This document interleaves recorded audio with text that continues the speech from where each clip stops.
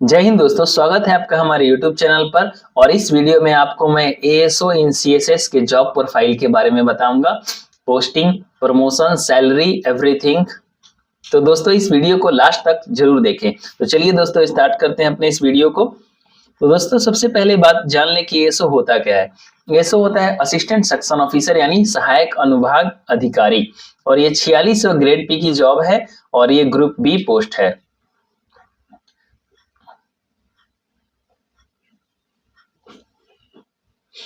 अब दोस्तों बात करते हैं कि एसएससी सीजीएल के थ्रू एसओ किस किस डिपार्टमेंट में, मिनिस्ट्री में या कहां कहां एसओ की जो है रिक्रूटमेंट होती है। तो दोस्तों सबसे पहला है आपका SO in MEA, assistant section officer in ministry of external affair यानी कि विदेश मंत्रालय। दूसरा है आपको एसओ इन सीएसएस यानी सेंट्रल सेक्रेटरिएट सर्विसेज। तीसरा है आपका एसओ इन रेलवे, और चौथा है आपका एसओ इन AFHQ यानी आर्म्ड फोर्स हेडक्वार्टर्स में। तो दोस्तों इस वीडियो में हम केवल बात करेंगे ASO इन CSS के बारे में। तो दोस्तों सबसे पहले आपको इसकी रिक्रूटमेंट होती है एसएससी सीजीएल के थ्रू। क्वालिफिकेशन आपको चाहिए होता है ग्रेजुएशन होना चाहिए, किसी भी स्ट्रीम में आपका कितना भी परसेंटेज हो उससे कोई दिक्कत नहीं है। आपकी जो एज है वो 21 से 30 साल के बीच होनी चाहिए। और अगर आप किसी कैटेगरी को बिलोंग करते हैं जैसे एसटी, एससी या ओबीसी, तो आपको उसके अकॉर्डिंग आपको एज रिलैक्सेशन मिल जाएगा। अब हम बात करते हैं कि एसओ इन सीएसएस में सैलरी कितनी मिलती है आपको। तो लगभग 75,000 के अप्रॉक्स आपको इन हैंड सैलरी मिलता है। और इसमें पोस्टिंग जो है आपका ऑलवेज दिल्ली में डिफरेंट मिनिस्ट्रीज में पोस्टिंग आपको मिलती है। जैसे कि खासकर कुछ मिनिस्ट्रियां हैं, आपका होम अफेयर्स है, फाइनेंस मिनिस्ट्री है, डिफेंस मिनिस्ट्री है, सोशल जस्टिस एंड एम्पावरमेंट है, जल शक्ति है, youth affairs and sports ministry है। ये सारे मतलब कुछ फेमस मिनिस्ट्रियां हैं। वैसे आपको 40 के आसपास मिनिस्ट्रीज हैं, और ये जो है कुछ फेमस है जो कि नाम मुझे याद था तो मैंने बता दिया। और बात करते हैं ज्वाइनिंग के साथ ही, जब आप सीजीएल के, अगर आपको जानना है कि सीजीएल की तैयारी कैसे करें, क्या क्या कौन सी बुक पढ़ें, क्या स्ट्रेटजी रहेगी, तो उसके रिगार्डिंग मैंने एक वीडियो स्पेशल बना दिया है। तो आप मेरे चैनल पेज पर जाकर उस वीडियो को देख सकते हैं। तो दोस्तों जब आप एज एसओ ज्वाइन करते हैं तो आपको ज्वाइन करने के एक महीने के अंदर या 1 से 1.5 महीने के अंदर आपको ट्रेनिंग के लिए भेजा जाता है। चूंकि आपका 2 महीने का ट्रेनिंग होता है, और एक्चुअली माना जाए तो 2 साल का ट्रेनिंग होता है, उसके बाद आपकी जॉब कंफर्म हो जाती है। क्योंकि आप पूरे 2 साल तक ऑन प्रोबेशन रहते हैं, यानी उन 2 साल के बीच में आपको कभी भी किसी भी गलती की वजह से आपको निकाल दिया जा सकता है जॉब के लिए, पर ऐसा होता नहीं है। ठीक है, तो बात करते हैं ट्रेनिंग की। यानी आपको ट्रेनिंग मिलता है 2 महीने का, और फिर उसके बाद बाकी के जो आपको बच गए 22 महीने वो ऑन जॉब ट्रेनिंग होता है, यानी जॉब के साथ आप सीखते हो। तो ये जो ट्रेनिंग होता है ये 5-6 जगह हुआ है, क्योंकि इस बार सीजीएल 2022 में आपके 900 के आसपास वैकेंसी था, और सीजीएल 2023 में भी 600-650 के आसपास है। इस वजह से स्ट्रेंथ थोड़ा ज्यादा था। और एक जगह आईएसटीएम यानी जो कि दिल्ली में जो ट्रेनिंग है, institute of secretariat training and management, इसमें इतना स्ट्रेंथ है नहीं, तो हो नहीं पाएगा सबका एक साथ। इस वजह से 5-6 जगह पूरे ऑल ओवर इंडिया में ट्रेनिंग हुआ। जैसे कि एक आईआईपी है, दिल्ली में ही है, Indian institute of public administration. तीसरा है आपका बाईपाट जो कि गया, बिहार के गया में है, Bihar institute of public administration and rural development. और एक तीसरा है आपका भोपाल में है, चौथा हैदराबाद में भी है। तो ऐसे 2 दिल्ली में हो गए आपके, एक हैदराबाद, भोपाल, बिहार।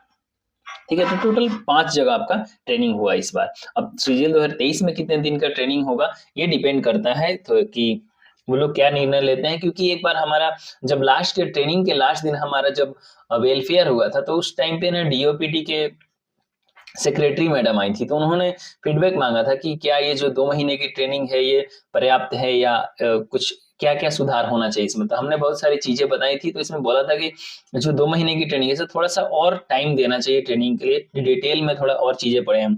तो हो सकता है कि जो सीजीएल 2023 वाले जिनकी ज्वाइनिंग होगी उन लोगों का ट्रेनिंग जो है 2 महीने से थोड़ा ज्यादा दिया जाए। और इस ट्रेनिंग में आपको 2 वीक के लिए यानी 10 दिन या 12-15 दिन के लिए आपको ऑल ओवर इंडिया में कहीं कहीं घुमाने ले जाया जा सकता है, जिसे हम भारत दर्शन के नाम से बोलते हैं, ले जाया जाता है। इसे भारत दर्शन के नाम से बोलते हैं। उसमें दो चीजें इंक्लूड होती है, एक होता है आपका एक वीक विलेज अटैचमेंट होता है, दूसरा वीक भारत दर्शन होता है। तो विलेज अटैचमेंट में आपको जो गवर्नमेंट की जो पॉलिसी है वो किस तरीके से इम्प्लीमेंट होती है ग्राउंड लेवल पर, वो सारी चीजें आप सीखेंगे और फिर भारत दर्शन में आप घूमेंगे, एंजॉय करेंगे। तो इसके रिगार्डिंग मैंने ना भारत दर्शन और विलेज अटैचमेंट के रिगार्डिंग और ट्रेनिंग के रिगार्डिंग मैंने स्पेशल वीडियो बनाया हुआ है, तो वो आप मेरे चैनल पे से वो वीडियो देख सकते हैं।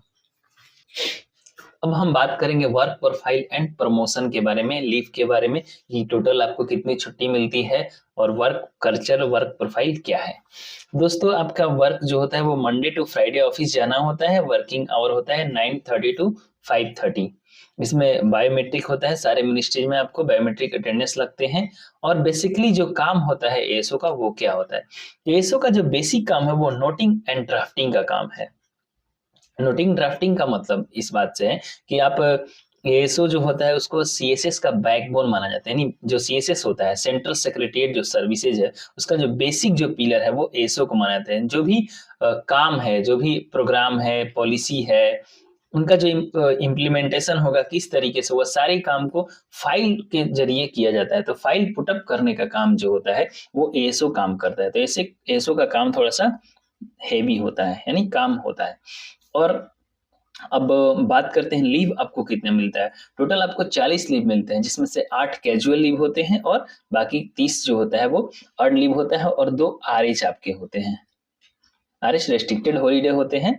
और बात करते हैं अब हम प्रमोशन की। तो अब जैसा कि मैंने आपको पहले बताया, जो एएसओ होता है वो 4600 ग्रेड पे है और वो ग्रुप बी का पोस्ट है। तो उसके बाद आपको ना 4800 पे प्रमोशन होता है, जो कि एसओ है, सेक्शन ऑफिसर यानी अनुभाग अधिकारी।